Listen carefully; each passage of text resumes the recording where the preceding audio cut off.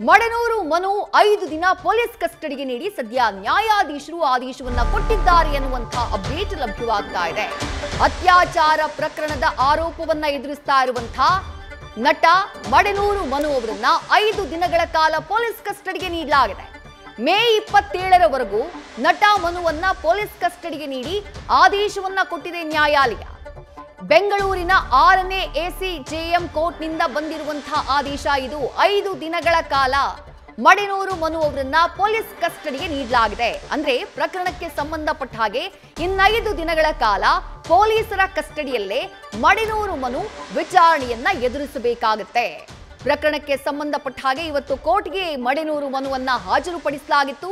ಹಾಜರುಪಡಿಸಿದಂತಹ ಸಂದರ್ಭದಲ್ಲಿ ಪೊಲೀಸರು ಪ್ರಕರಣದ ತನಿಖೆ ಬಾಕಿ ಇರೋದ್ರಿಂದ ಮಹಜರು ಮಾಡಬೇಕು, ಸಾಕ್ಷಿಗಳ ಸಂಗ್ರಹ ಆಗಬೇಕು, ಮಡನೂರು ಮನು ಅವರನ್ನ ವಿಚಾರಣೆ ಮಾಡಬೇಕು. ಆ ಕಾರಣಕ್ಕಾಗಿ ತಮ್ಮ ಕಸ್ಟಡಿಗೆ ಕೇಳಿದ್ದಾರೆ. ಹಾಗಾಗಿ ನಟ ಮಡನೂರು ಮನುವನ್ನ 5 ದಿನಗಳ ಕಾಲ ಪೊಲೀಸ್ ಕಸ್ಟಡಿಗೆ ನೀಡಿ ಕೋರ್ಟ್ ಆದೇಶವನ್ನ ಕೊಟ್ಟಿದೆ. ಮೇ 27ರವರೆಗೂ ಕೂಡ ನಟ ಮಡನೂರು ಮನು ಪೊಲೀಸ್ ಕಸ್ಟಡಿಯಲ್ಲಿ ಇರಲಿದ್ದಾರೆ. ಮತ್ತಷ್ಟು ಡೀಟೇಲ್ಸ್ ನಮ್ಮ ಪ್ರತಿನಿಧಿ ಶಿವಕುಮಾರ್ ನೀಡ್ತಾ ಹೋಗ್ತಾರೆ. ಶಿವಕುಮಾರ್, 5 ದಿನಗಳ ಕಾಲ ಪೊಲೀಸ್ ಕಸ್ಟಡಿಗೆ ನೀಡಲಾಗಿದೆ.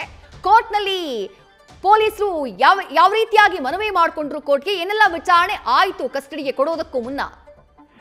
ವಿದ್ಯಾಶ್ರೀ ಸಹನಟಿ ಮೇಲೆ ಅತ್ಯಾಚಾರ ಆರೋಪ ಪ್ರಕರಣಕ್ಕೆ ಸಂಬಂಧಪಟ್ಟಂತೆ ನಟ ಮಡನೂರು ಮನುವನ್ನ ನಿನ್ನೆ ಸಂಜೆ ಅರೆಸ್ಟ್ ಮಾಡಿದಂತ ಪೊಲೀಸರು ಇವತ್ತು ಆತನ ಮೆಡಿಕಲ್ ಚೆಕಪ್ ಅನ್ನ ಮಾಡಿಸಿ ನಂತರ ಕೋರ್ಟ್ಗೆ ಹಾಜರುಪಡಿಸುವಂತ ಕೆಲಸವನ್ನ ಮಾಡಿದ್ರು. ಬೆಂಗಳೂರಿನ 6ನೇ ACJM ನ್ಯಾಯಾಲಯಕ್ಕೆ ಹಾಜರುಪಡಿಸಿದಂತ ಪೊಲೀಸರು ಪ್ರಮುಖವಾಗಿ ರಿಮಾಂಡ್ ಅಪ್ಲಿಕೇಶನ್ ಅನ್ನ ನ್ಯಾಯಾಲಯಕ್ಕೆ ಸಬ್ಮಿಟ್ ಅನ್ನ ಮಾಡಿರುವಂತದ್ದು. ಈತನ ವಿರುದ್ಧವಾಗಿ ಅತ್ಯಾಚಾರ ಪ್ರಕರಣ ದಾಖಲಾಗಿದೆ. ಅದು ಕೂಡ ಆರೋಪಿತ ಅಂದ್ರೆ ಸಂತ್ರಸ್ತ ಮಹಿಳೆ ಏನಿದ್ದಾಳೆ ಆಕೆ ಈತನ ಮೇಲೆ ಆರೋಪವನ್ನು ಮಾಡಿರುವಂತಹ ಪ್ರಕಾರವಾಗಿ 2022ರಿಂದ ಆಕೆ ಮೇಲೆ ನಿರಂತರವಾಗಿ ಲೈಂಗಿಕ ದೌರ್ಜನ್ಯ, ಅತ್ಯಾಚಾರ, ಬೆದರಿಕೆ ಸೇರಿದಂತೆ ಆಕೆಯ ಖಾಸಗಿ ಫೋಟೋ ವಿಡಿಯೋಗಳನ್ನ ಇಟ್ಕೊಂಡು ಬ್ಲಾಕ್ ಮೇಲ್ ಮಾಡಿದೀನಿ ಅಂತೇಳಿ ಈತನ ಮೇಲೆ ದೂರನ್ನ ದಾಖಲಾಗಿದೆ. ಈತನನ್ನ ನಿನ್ನೆ ಅರೆಸ್ಟ್ ಮಾಡಿದೀವಿ ಅಂತೇಳಿ ಕೋರ್ಟ್ಗೆ ಸಬ್ಮಿಟ್ ಮಾಡ್ತಾರೆ. ಜೊತೆಗೆ ಈತನನ್ನ ಯಾಕೆ ಕಸ್ಟಡಿಗೆ ಕೊಡಬೇಕು ಅಂತೇಳಿ ರಿಮಾಂಡ್ ಅಪ್ಲಿಕೇಶನ್ ಅಲ್ಲಿ ಪೊಲೀಸರು ಮೆನ್ಷನ್ ಅನ್ನ ಮಾಡಿರುವಂತದ್ದು. ಪ್ರಮುಖವಾಗಿ ಸಂತ್ರಸ್ತ ಮಹಿಳೆ ಏನಿದ್ದಾಳೆ ಆಕೆ ತನ್ನ ದೂರಿನಲ್ಲಿ ಉಲ್ಲೇಖವನ್ನ ಮಾಡಿರುವಂತದ್ದು. ಈತ ತನ್ನ ಖಾಸಗಿ ಫೋಟೋ ವಿಡಿಯೋಗಳನ್ನ ಇಟ್ಕೊಂಡು ಬ್ಲಾಕ್ ಮೇಲ್ ಅನ್ನ ಮಾಡಿದ್ದಾನೆ. ಆತನ ಮೊಬೈಲ್ ಅನ್ನ LD ಸೀಸ್ ಅನ್ನ ಮಾಡಿದೀವಿ. ಆದ್ರೆ ಆಕೆ ಕೊಟ್ಟಂತ ದೂರಿನ ಅನ್ವಯವಾಗಿ ಈತನ ಮೊಬೈಲ್ ನಲ್ಲಿ ಪ್ರಾಥಮಿಕವಾಗಿ ಯಾವುದೇ ಫೋಟೋ ಎವಿಡೆನ್ಸ್ ಗಳು ಪತ್ತೆ ಆಗಿಲ್ಲ. ಹೀಗಾಗಿ ಮೊಬೈಲ್ ಅನ್ನ FSL ಗೆ ಕಳಿಸಬೇಕು. ಜೊತೆಗೆ ಪ್ರಕರಣಕ್ಕೆ ಸಂಬಂಧಪಟ್ಟಂತೆ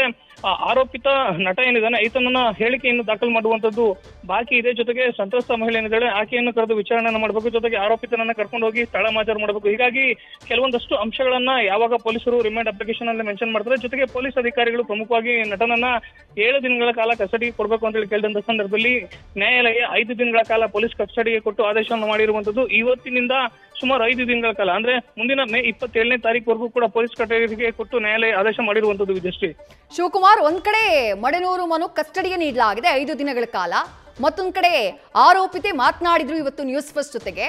ಸಾಕಷ್ಟು ಆಡಿಯೋಗಳು, ಸಾಕಷ್ಟು ವಿಡಿಯೋಗಳೆಲ್ಲವೂ ಕೂಡ ವೈರಲ್ ಆಗ್ತಾ ಇದ್ದಾವೆ. ಒಂದಿಷ್ಟು ಸ್ಕ್ರೀನ್ ಶಾಟ್ಗಳು, ವಾಟ್ಸ್ಆಪ್ ಚಾಟ್ನ ಸ್ಕ್ರೀನ್ ಶಾಟ್ಗಳು ಕೂಡ ವೈರಲ್ ಆಗಿದ್ದಾವೆ. ಇವೆಲ್ಲವನ್ನ ಕೂಡ ಯಾವ ರೀತಿ ಪೊಲೀಸರು ತನಿಖೆಯ ಸಂದರ್ಭದಲ್ಲಿ ಪರಿಗಣಿಸ್ತಾರೆ ಅಂತ ಹೇಳಿ ಶಿವು? ವಿದ್ಯಾಶ್ರೀ, ಇವೆಲ್ಲವೂ ಕೂಡ ಅಂದ್ರೆ ಸಂತ್ರಸ್ತ ಮಹಿಳೆ ಆರೋಪವನ್ನ ಮಾಡ್ತಿರುವಂತದ್ದು. ಆತ ನನ್ನ ಜೊತೆ ಕಳೆದ 2021ರಲ್ಲಿ ಕೂಡ ನನ್ನ ಜೊತೆಲಿದ್ದ ಒಂದು ಕಾರ್ಯಕ್ರಮದಲ್ಲಿ ಪರಿಚಯ ಆಗ್ತಾನೆ. ಪರಿಚಯ ಆದಂತ ನಂತರದಲ್ಲಿ ನಮ್ಮ ಒಡನಾಟ ಹೆಚ್ಚಾಗುತ್ತೆ. ಆತ ನನಗೆ ಪರಿಚಯ ಆಗೋಷ್ಟೊತ್ತಿಗೆ ಆತನಿಗೆ ಮದುವೆಯಾಗಿ ಮಗು ಇರುವಂತ ವಿಚಾರ ನನಗೆ ಗೊತ್ತಿರುತ್ತೆ. ಇದಾಗಿಯೂ ಕೂಡ ನಾನು ನಿನ್ನನ್ನ ಮದುವೆ ಮಾಡ್ಕೊಳ್ತೀನಿ, ನನ್ನ ಮನೆಯವರನ್ನೆಲ್ಲ ಒಪ್ಪಿಸಿ ಮದುವೆ ಮಾಡ್ಕೊಳ್ತೀನಿ ಅಂತೇಳಿ ಆತನೇ ನನ್ನ ಹಿಂದೆ ದುಂಬಾಲು ಬೀಳ್ತಾನೆ. ಜೊತೆಗೆ ಯಾವಾಗ ಆತ ಸಿನಿಮಾದಲ್ಲಿ ಅವಕಾಶ ಸಿಗುತ್ತೆ ಆಗ ನಾನು ಸಂಪಾದನೆ ಮಾಡ್ತಿದ್ದಂತ ಹಣ ಎಲ್ಲ ಕೂಡ ಆತನಿಗೆ ಕೊಟ್ಟಿದ್ದೀನಿ. ಲಕ್ಷಾಂತರ ರೂಪಾಯಿ ಹಣವನ್ನು ಕೊಟ್ಟಿದ್ದೀನಿ. ಕೊಟ್ಟಂತ ಹಣವನ್ನು ವಾಪಸ್ ಕೇಳಿದ್ರೆ ಆತ ಈ ರೀತಿ ಅಂತ ಬ್ಲಾಕ್ ಮೇಲ್ ಅನ್ನ ಮಾಡ್ತಿರುವಂತದ್ದು. ನನ್ನನ್ನ ಒಂದ್ ಕಡೆ ಮದುವೆ ಆಗ್ತೀನಿ ಅಂತೇಳಿ ನಂಬಿಸ್ತಾನೆ, ಮನೆಗೆ ಬಂದು ತಾಳಿ ಕಟ್ಟುವಂತ ನಾಟಕವನ್ನು ಆಡ್ತಾನೆ. ನಂತರ ಎಲ್ಲೂ ಕೂಡ ಸಾರ್ವಜನಿಕವಾಗಿ ನನ್ನನ್ನ ಪತ್ನಿ ಅಂತೇಳಿ ಕರೆಯೋದಿಲ್ಲ, ನನ್ನನ್ನ ಬ್ಲಾಕ್ ಮೇಲ್ ಮಾಡ್ತಾನೆ. ಮುಂದೆ ಎಲ್ಲೋ ಒಂದ್ ಕಡೆ ಈತನ ಸಿನಿಮಾ ಬಂದುವಂತ ಸಂದರ್ಭದಲ್ಲಿ ನಾನು ಇಲ್ಲಿ ಈತನಿಗೆ ತೊಂದರೆಯನ್ನ ಮಾಡ್ತೀನಿ ಅಂತೇಳಿ ಆತ ಮೊದಲೇ ಪ್ರೀಪ್ಲಾನ್ ಅನ್ನ ಮಾಡ್ಕೊಂಡು ನನ್ನ ಮೇಲೆ ಬಂದು ಒಂದ್ ಕಡೆ ದೈಹಿಕವಾಗಿ ಮಾನಸಿಕವಾಗಿ ಹಿಂಸೆಯನ್ನ ಕೊಡ್ತಾನೆ, ದೈಹಿಕವಾಗಿ ಹಲ್ಲೆಯನ್ನ ಮಾಡ್ತಾನೆ.